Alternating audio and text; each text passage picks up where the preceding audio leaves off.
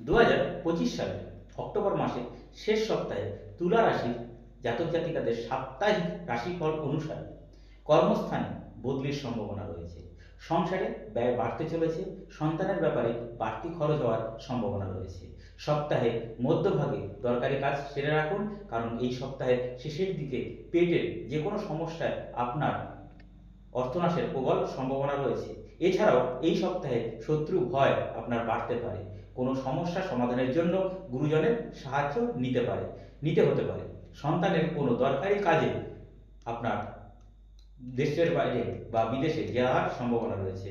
ব্যবসায় শুভযোগ রয়েছে, সঞ্চয় কম হবে। নতুন কোনো কাজের ব্যাপারে একটু ভয় আপনার মনে দেখা দিতে পারে। উচ্চপদস্থ কোনো ব্যক্তির সঙ্গে আপনার যোগাযোগ হতে পারে। মাসের শেষ দিকে আপনার অর্থভাগ্য মোটেই ভালো নয়।